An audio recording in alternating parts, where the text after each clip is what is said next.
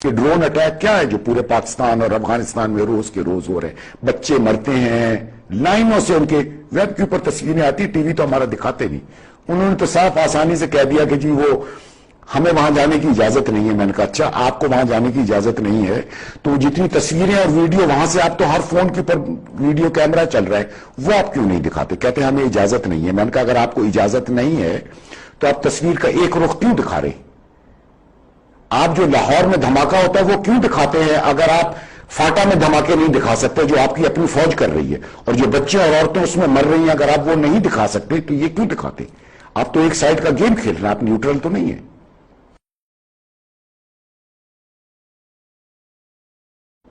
میں نے تو مشرف صاحب کو کہا تھا کہ فاٹا میں آپریشنز نہ کریں, تو انہوں نے کہا اگر یہ نہیں کریں گے تو یہاں سے جو طالبان اٹھ کر امریکہ کو مارنے کے لیے افغانستان میں جاتے ہیں ان کو کون روکے گا؟ پھر اس کا مطلب ہے امریکہ آ کے فاٹا میں آپریشن کرے گا.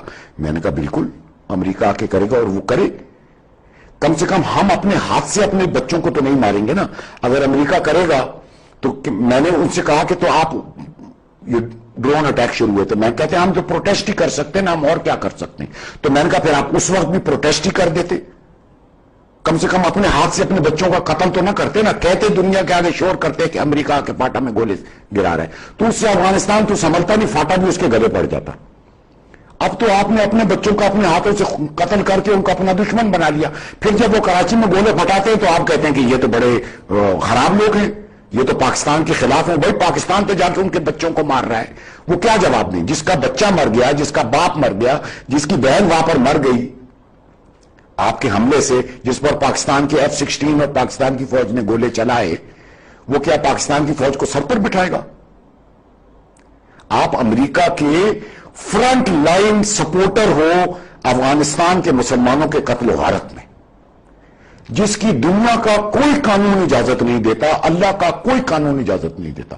اور اگر اللہ کے قانون کی کتاب کو آپ نے پیٹھ کے پیچھے پھینک بھی دیا ہے تو دنیا کا بھی کوئی قانون آپ کو اجازت نہیں دیتا کہ آپ ایک یونائٹڈ نیشن نے آپ کو مجبور نہیں کیا, امریکہ کو اجازت دی ہے کیونکہ وہ ان کے حکم پر چلتا ہے, ان کے پیسے کھاتا ہے.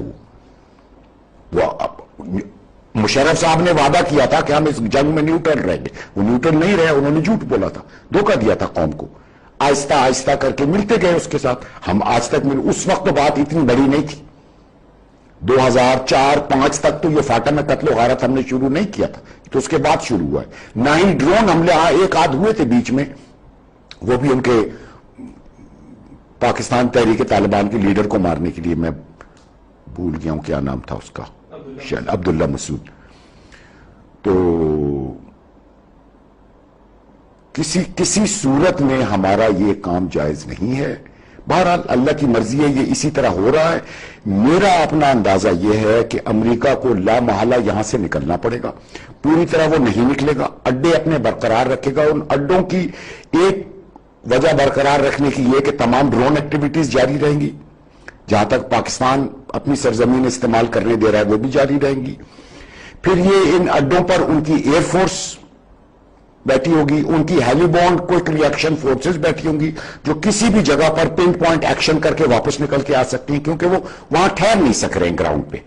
اور انہی اڈوں کے بیسس پر جب وہ چاہیں گے اپنی فوجوں کے اندر جتنا اضافہ کرنا ہوگا کر لیں گے جب ضرورت پڑے گی. یہ ان کے بیسز یہاں پر قائم رہیں گے, وہ بیسز چھوڑ کر